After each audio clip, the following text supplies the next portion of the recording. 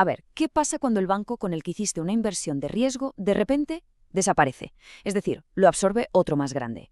Si la cosa sale mal, ¿quién responde? Pues esta es la historia de una batalla legal increíble. Una sola clienta contra un gigante bancario por una inversión que se acabó convirtiendo en una auténtica pesadilla. Para entender bien cómo se llegó a una sentencia tan importante, vamos a ir paso a paso. Primero, veremos la inversión que lo empezó todo.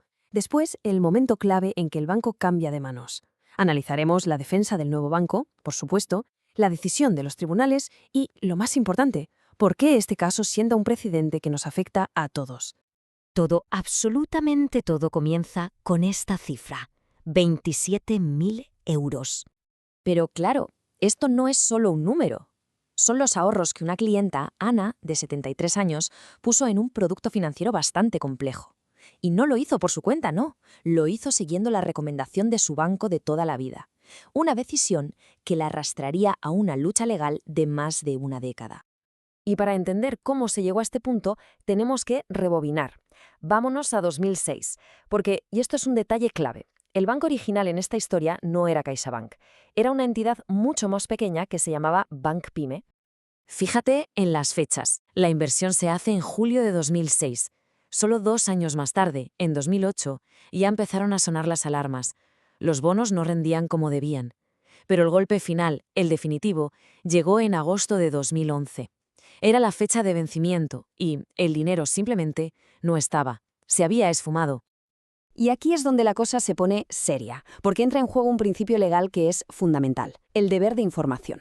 Un banco no puede simplemente vender un producto y ya está. Tiene la obligación legal de explicar de forma clara y transparente dónde se está metiendo el cliente y, sobre todo, de explicar los riesgos que asume.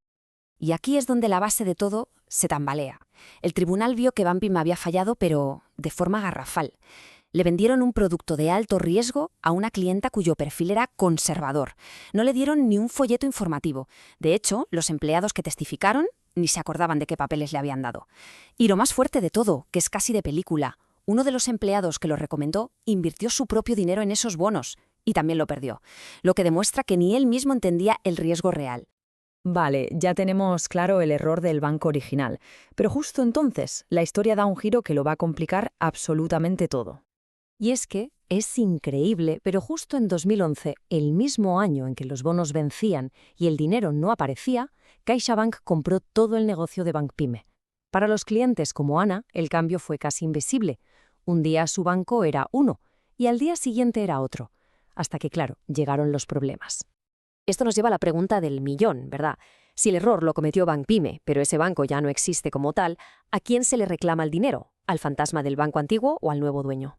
Claro, ante la demanda de Ana, CaixaBank no se quedó de brazos cruzados. Construyó una defensa muy sólida, basada en 2 pilares para intentar demostrar que ellos no tenían nada que ver con este asunto. Su estrategia fue doble. Por un lado, dijeron, oye, nosotros compramos el negocio, sí, pero firmamos un contrato interno que nos dejaba libres de futuros problemas legales como este. Y por otro lado añadieron, y además, aunque tuviéramos responsabilidad, que no la tenemos, la demanda llega tarde. El plazo de 4 años para reclamar ya ha pasado porque empezó a contar en 2006, cuando se compraron los bonos. Pero el Tribunal Supremo no lo vio así. Para nada.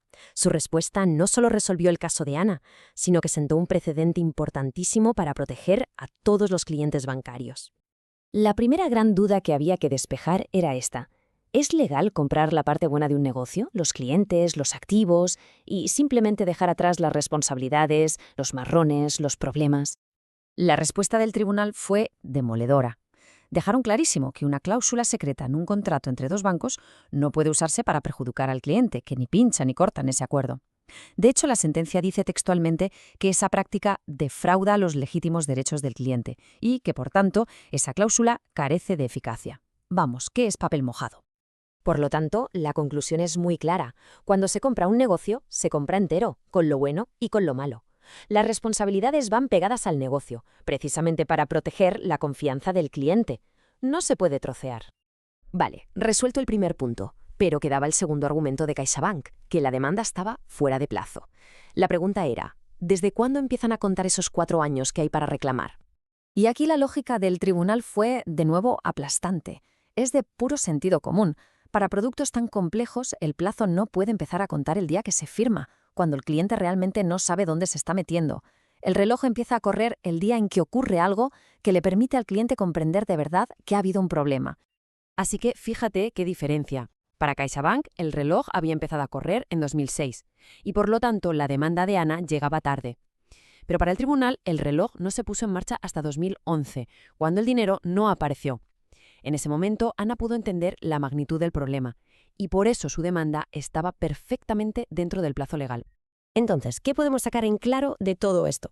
¿Por qué es tan importante este caso para cualquier persona que tenga una cuenta en un banco? Pues en resumen, la sentencia nos deja 4 ideas, 4 escudos protectores, por así decirlo. Primero, un negocio se transmite como un todo. Segundo, la responsabilidad viaja con ese negocio, no se puede dejar atrás.